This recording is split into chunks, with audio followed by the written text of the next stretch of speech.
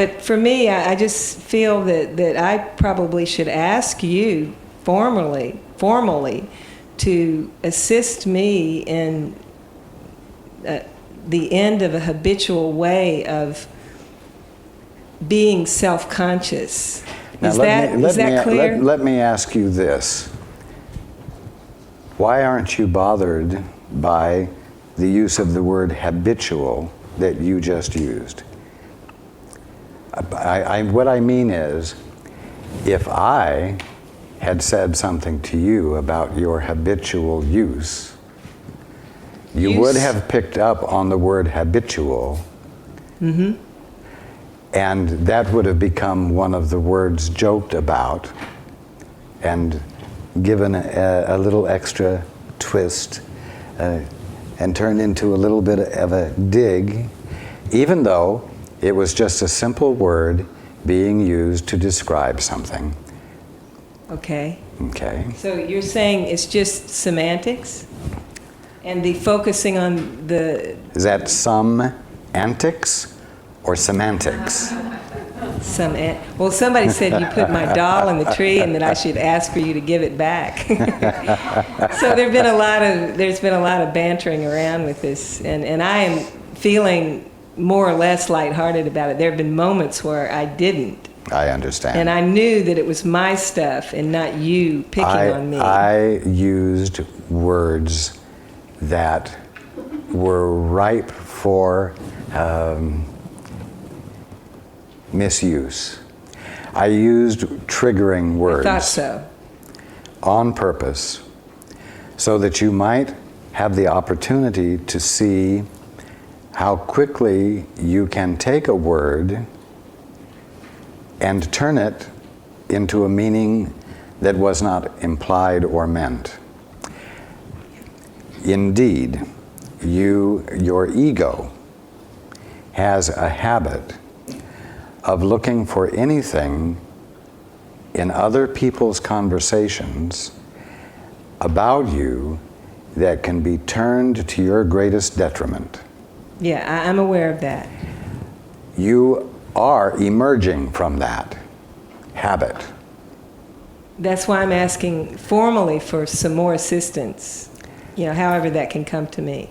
I used the words I used, stupid rest and pathetically grasping. I used them on purpose. They were bits of information, just like the word habitual. You could have turned into, oh, well, he's saying I'm a slave of habit, blah, blah, blah. The point is, you are emerging from that habit. You are becoming free of your ego's tendency to turn everything in on you, against you, and to press you down so that indeed you do end up feeling like there is something fundamentally wrong with you. And I used those words very specifically to show you what the habit is, but also to provide an opportunity, which I'm taking today, to point out to you that you are emerging from that habit. Healing, wholizing is occurring in you. And this has been what I have been sharing with you for some weeks now, that you are emerging into a fuller sense of your integrity, a fuller consciousness of your integrity, so that you don't just have to take the crumbs that fall from the table, which is another way of saying grasping pathetically. It's a sad thing for anyone to feel that they're good, that the little bit of good that they can get is the most that they can dare to expect.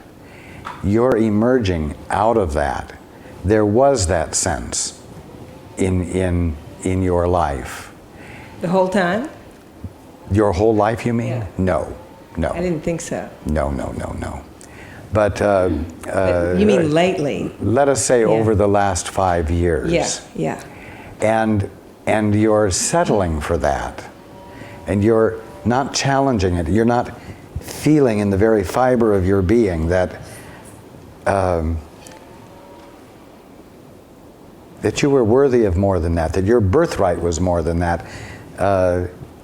That did amount to a temporary stupid rest. But that's a simple way of illustrating, without mincing words, what was happening and what isn't happening now.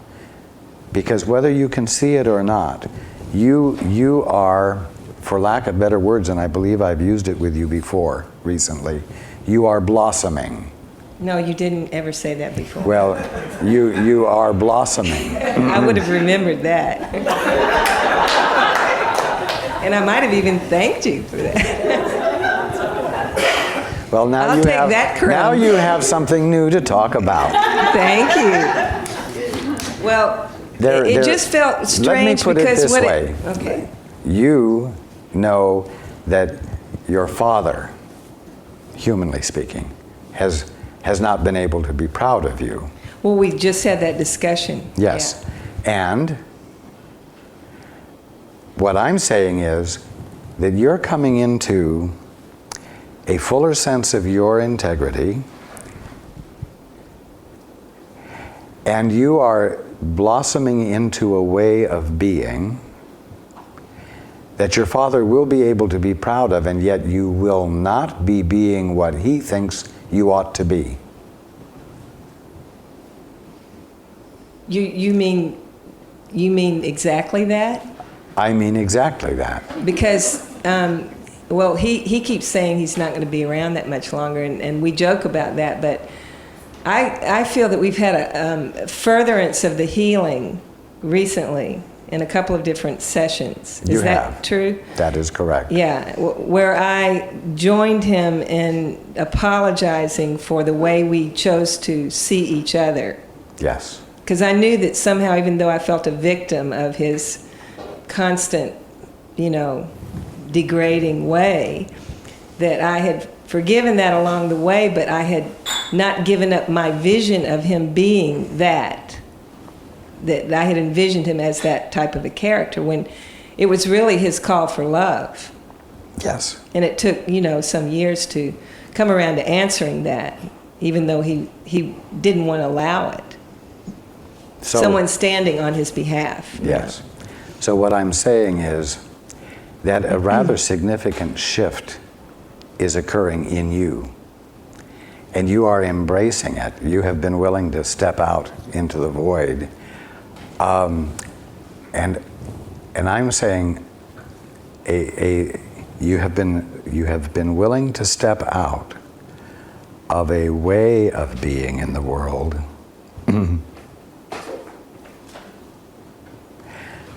that didn't express and embody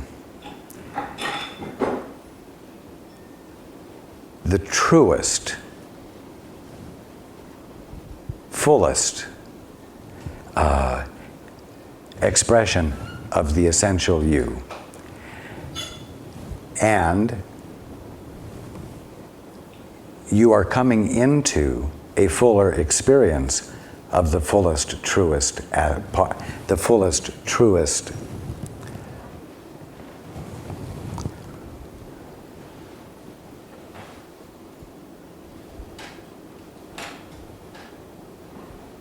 Just a moment.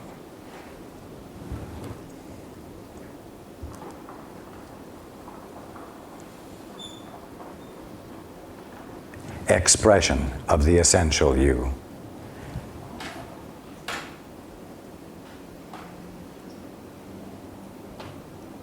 Transformation, blessing, healing is occurring in you. That is what I am meaning to convey as clearly as I can.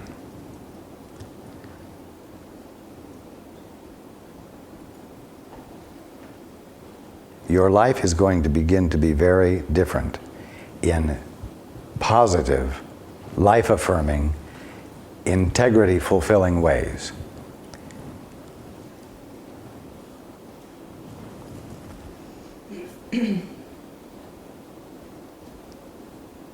And you have been willing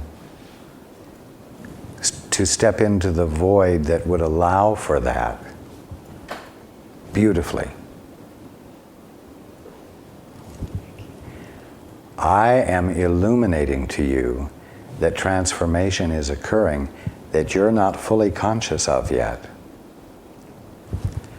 including the fact that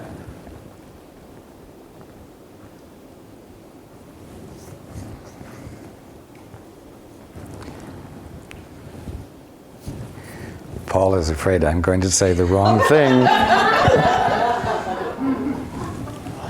It's okay, Paul. Take it. Including the habitual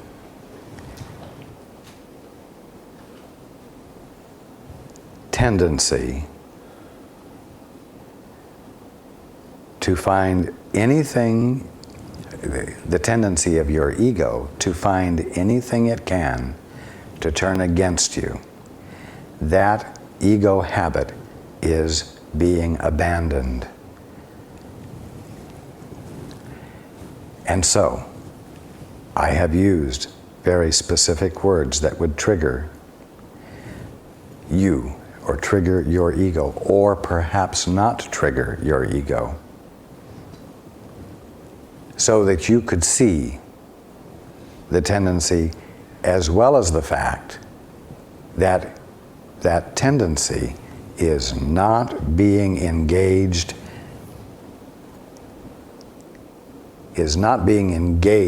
to the degree that it used to be, which is another sign of your emergence and blossoming. You are in the process of coming into a fuller experience of yourself as a whole-souled woman. And it is a beautiful thing for me to observe. And I want you to be aware of it.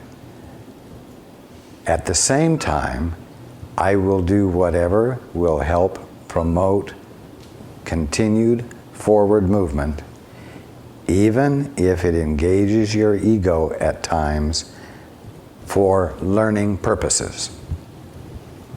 Well, I was trusting even though it was uncomfortable. Yes. I mean, I knew that the uncomfortable part of it was the ego. So I wasn't going to be one of those defectors who decided that, well, I can't talk to you for a couple of years, that kind of thing. So I'm glad we had this conversation right now, because it does help a lot to hear more Yes. specifically Yes. what's actually happening. Thank you. I can be sweet and I can be prickly. But always it's on behalf of forward movement and growth and enlightenment. And I am never more prickly than you or anyone else can bear. But I am also as prickly as any of you can bear, in order to help you not waste time in whatever the form of your stupid rest is that each of you has. To whatever degree any of you are self-satisfied while not being awake, you are engaged in stupid rest. And love breaks the stupid rest. Love expressed breaks the stupid rest, because love felt motivates, causes movement.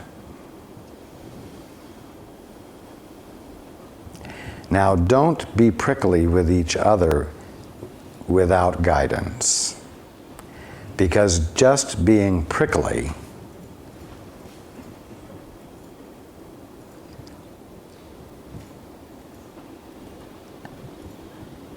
without the unction of love amounts to hate practiced. So it isn't, you can't say, well, I'm going to be prickly for your good. Because you don't know what prickly will be for their good if it's not revealed to you.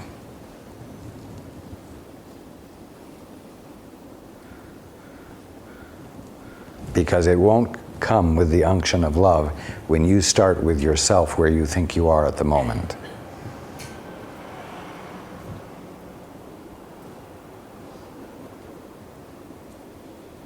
Okay. Now, if you do want to ask another question, you may. Well, it was just the thing of involvement specific to me. Hold it close. The thing of involvement specific to me that we discussed fairly recently. And it was a flash, and I felt that I understood it in a wordless way. Because you if I remember correctly, you said, because I was saying I had no more time, I felt, to be more involved than I already was because I had been quite stretched. It's eased up a little bit, but I'm still busy, and I wonder if I understood you correctly when you said you won't even have to leave your home. Yes, you did understand. But it doesn't have to be put into words. That's correct, it does not. Okay, thank you. And also understand, as I said earlier, that more involvement can find expression in simply having the ever-present motive to be humane. And you can be humane at any moment with anyone.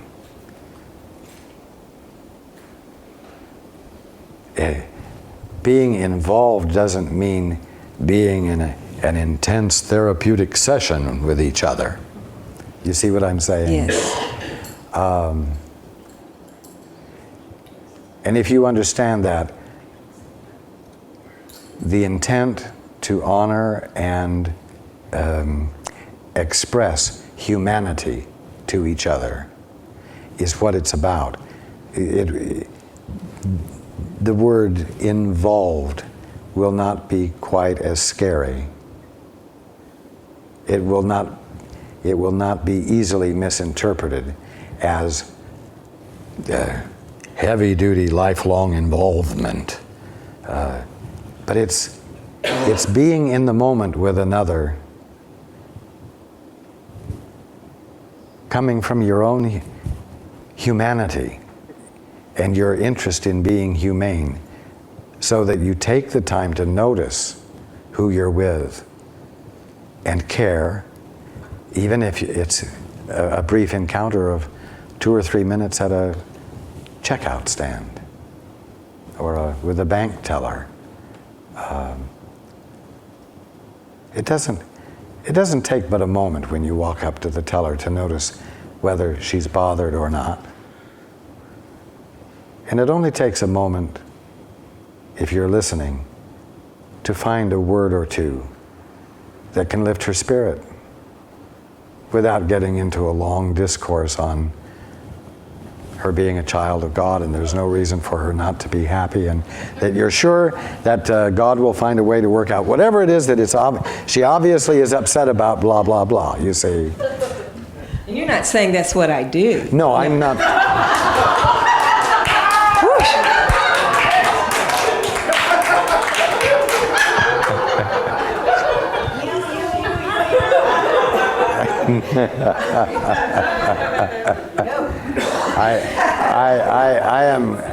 I am now talking about everybody, Monique. Got it.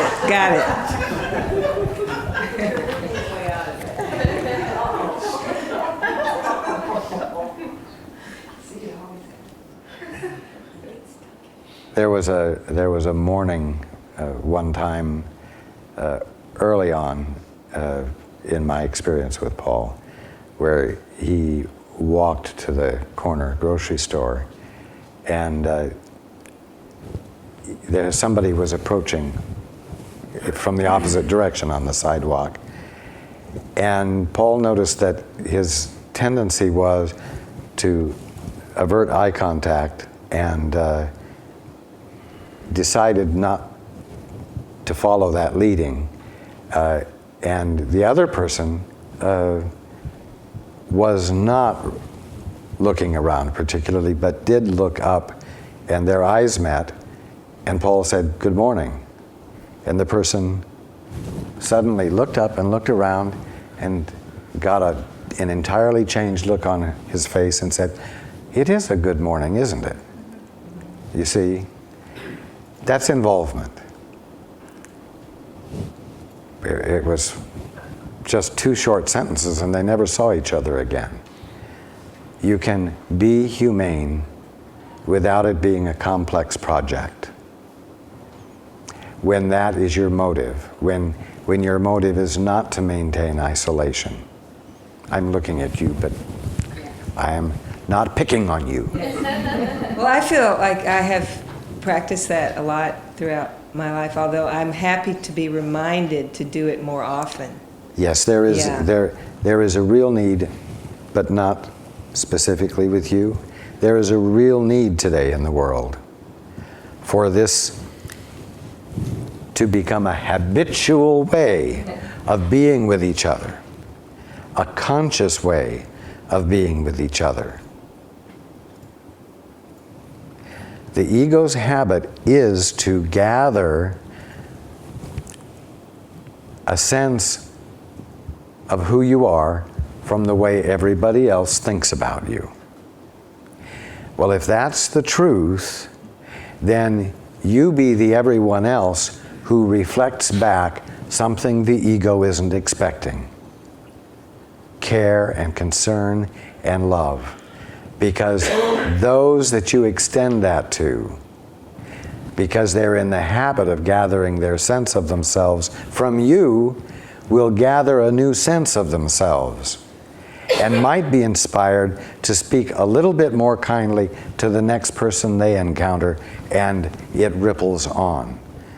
But it has to start somewhere with a new habit, a new way of being with each other.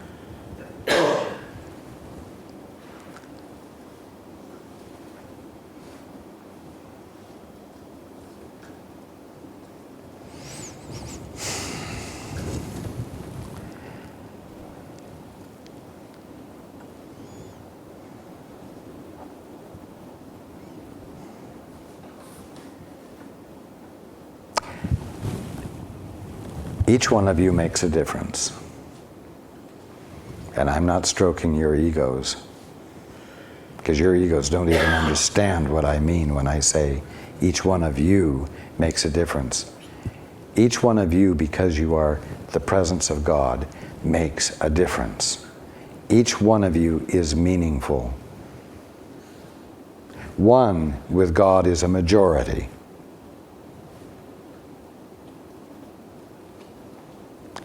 So when you express yourself from your heart, from your humanity, and your intent is to leave the one you're encountering with the feeling that they've been treated humanely, you set something into motion.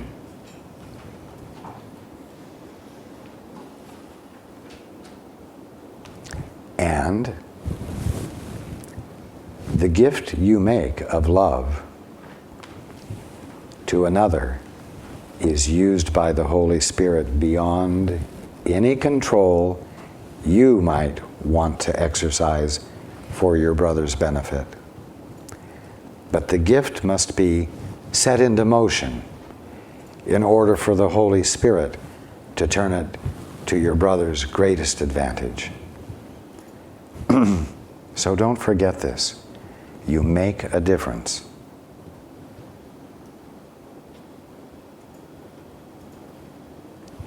Now, you make a difference when you withhold love too. And that's a difference you don't want to make. You're always making a gift of what is real or what is unreal.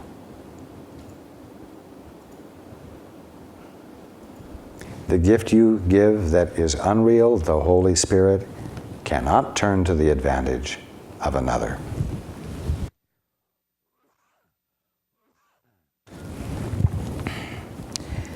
Because the gift you make has no substance to it. There's nothing real there to turn to the advantage of anyone else. So be aware that at every moment of every day you make a difference. And then, because you care, because you refuse to continue the tradition of warmongering, choose to make a gift of love.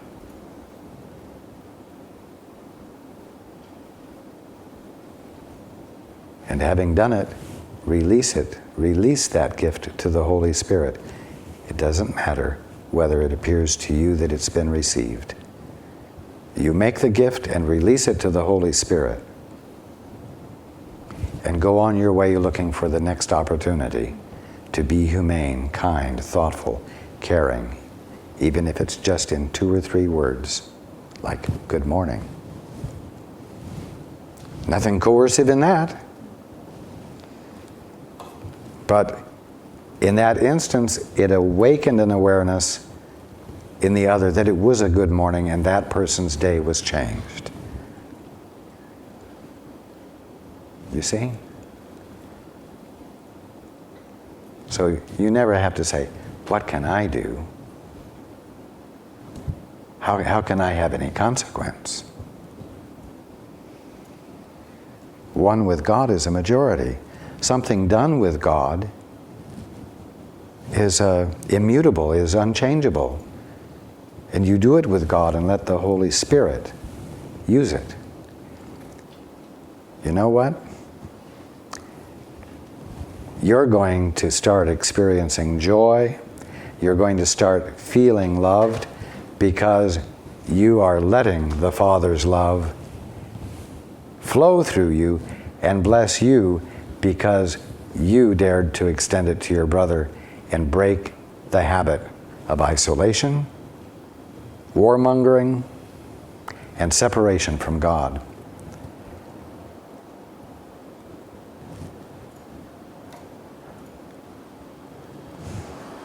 So, I will not try to coerce you into being in a new way, but I will certainly provide you with the information that allows you to realize that this option is available to you and that it does express you from the very essence of your divine being.